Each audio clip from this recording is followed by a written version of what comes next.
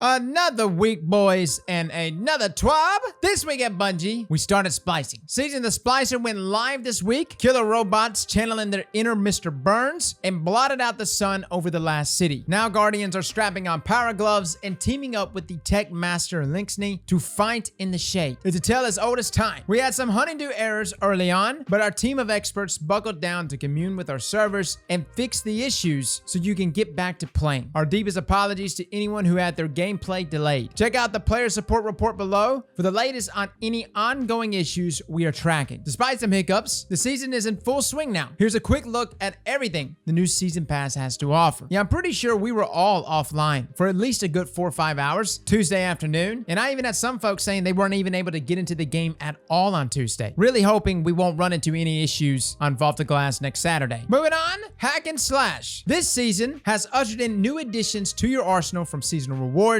post-game Gambit, Crucible, Vanguard drops, and more. We gave you a peek of these last week, so go check them out if you want to look at what awaits you in-game. We actually did an overview the other day, guys. If you're wanting to just know what the roles are in every weapon, we did it live. We went through every weapon that we can see in the database. We talked about what roles that we're going to be looking for, but again, some of the traits are new. They may be S tier, they may be crap. That's why we got to test them. Now, we've also added a series of returning future war cult weapons loaded up with new roles, as well as some class-specific swords to slice and dice and splice your way to victory. All of these weapons are available for free-to-all players and drop from multiple role loot pool sources. You know, with us getting future war cult weapons this season, will we get Dead Orbit the next season? Maybe new Monarchy weapons a season afterward? Now, iron sharpens iron. Next week, the first Iron Banner of Season of the Splicer goes live. Lord Saladin will be back at the tower with bounties and a slew of pinnacle rewards. Find him at the top level and make sure to grab the quests he is offering as well. We re-enabled the heavy weapon step and based on player feedback have made it much easier to complete. It only requires 3 machine gun kills now to finish. So starting next Tuesday, Iron Banner is back with 2 year 1 weapons as well as 2 new weapons. By the way, the shotgun there might actually give Fellwinter a run for its money, as it can roll with perks like Iron Reach. Cuteness, Ikora and Mithrax have big roles this season, but Baby and Lynxneys have stolen the show. We've watched as the community has exploded over how cute these little creatures are. If you want one of your own, sign up for your email updates to know when the plushie babies become available at the Bungie store. Smiling for the win? Outside of that, guys, we do have some known issues and fixes. First up, Destiny 2 hotfix 3.2.0 rolled out, where essentially there was an issue causing some players to crash when signing in, which of course is the honeydew issues, but fixed an issue where some players were able to access crossplay early. Yeah, so there was actually something going on Tuesday, and supposedly this is why we weren't able to actually get back into Destiny 2. Xbox players were playing with PC players. Now, I'm not sure how they figured it out. We do know that crossplay is either coming at the end of this season, if not the beginning of next season, but it appears that the framework of crossplay is in the game already, since people were able to do it. Now, armor synthesis. With players now able to turn their armor into universal ornaments, we like to clarify how and why some armor doesn't appear unlocked in the armor customization area. Armor won't show up if a player is wearing that armor. Some armor sets were purposely combined into one set to reduce players accidentally overspending their token for duplicate armor. Examples include Gambit Prime armors. Anyone who unlocked a Gambit Prime armor set has access to the illicit Gambit Prime armor synthesis universal ornaments, the basic ones, Leviathan prestige class items. The prestige class items from Leviathan Raid uses the same arrangement as the base version, but uses a different dye to distinguish the two.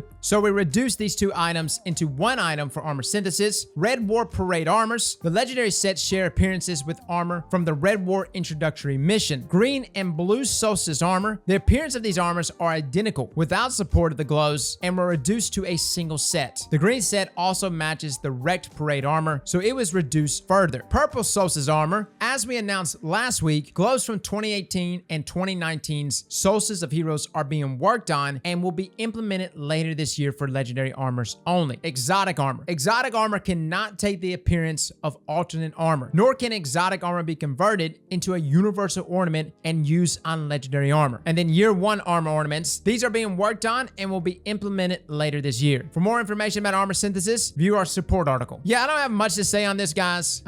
Nothing nice. But as of right now, I'm too deep into other stuff, testing sandbox changes, and of course, reviewing weapons. But I definitely feel some kind of way about the grind with Transmog, of course, the monetization. So we will be talking about it very, very soon. Now, known issues. The prestige activity is not rewarding pinnacles as intended. Deep Stone Crypt no longer awards pinnacle gear, but lists that it does. The Titan Guardian game's contender plate chest piece does not appear in the preview appearance customization screens. Guardian game's crown holograms may remain on players' heads after the conclusion of the event. Various Guardian games quests and bounties may remain in players' inventories after the conclusion of the event. Valor, Glory, and Infamy ranks may not gain progress as expected when completing matches in the respective playlists. What? May not gain progress as expected? What does that mean? Players cannot use Wishender's perk Queen's Wrath when poisoned. Interesting. The join command is not functioning properly for players on Steam. I think that has something to do with, of course, crossplay. The Destination Threader Armor Synthesis bounty incorrectly states to open Blind Will chests to progress the bounty. Players must defeat Blind Will bosses to complete this bounty. The Battleground activity will not progress the A Sacred Fusion quest. The Special Finisher mod can be purchased multiple times from A to 1. This is unintended, as multiple copies of the mod will have no extra effect. The tutorial for creating an ornament through armor synthesis does not play if a Titan character is the first character to reach this step. Okay, just don't be a Titan, fellas, I guess. The tutorial will play upon reaching orbit on a second character. The decrypted data trove items on ranks 2, 12, and 32 of the Season of the Splicer Season Pass can be acquired with full inventory. Players should ensure that they have space in their inventory before claiming these ranks. The 150 scent strands that can be earned from completing the armor synthesis introduction is not sent to the postmaster when players have a full consumable inventory. Yeah, I learned that firsthand, guys. If your inventory is full, it does not go to the postmaster. You don't get any of those. The Reverie Dawn armor set from Season the Chosen is not showing available shaders when previewing individual armor pieces in the preview and appearance customization screens. Wow, these are the only known issues. Interesting. Let me just add 2 more to that list. Chaos Reach is very much still wallbanging, folks. And Cryosthesia, its exotic catalyst, which requires 700 kills to complete, actually requires 700 energy kills instead of 700 kills from the sidearm. Hopefully those will be fixed in the future. Now, as a final note here from Cosmo, welcome to the Season of the Splicer. We hope you're enjoying the new 6-player activity, Offensive. New story and all the sweet, sweet loot. We're just getting started and still have Vault of Glass, weekly expunge missions, and more coming up. We've been super busy supporting the launch, but with my new Splicer tech, I've hacked my sleep schedule and found a bunch of extra playing time just lying there. So yeah, I'm loving the season so far. Thanks for playing, and hopefully I'll see you out there. Cosmo. All right, guys, that is your TWAB. Not the super eventful. The main takeaway, Iron Banner is coming next week. Going on today, though, the new exotics are dropping from this lost sector right here. It's the lower level one. You just got to be 1310. A lot of people are having success running this lost sector with Lament. I was using Xenophage and Warmind cells, but if you're looking to go ahead and scoop up the 3 new exotics, definitely jump in on this lost sector right now, guys. As for our reviews for these, we will have an overview video of all 3 of these exotics, their exotic perks, how they perform, what the damage comparisons are, especially the Hunter exotic, as surprisingly, it did more damage than that of Celestial Nighthawk. It's kind of crazy. But an overview video of all of those will be out later this evening, so be looking out for that, guys. Fellas and ladies, thank you all for coming and watching, and as always, slap that like button like your mama told you right.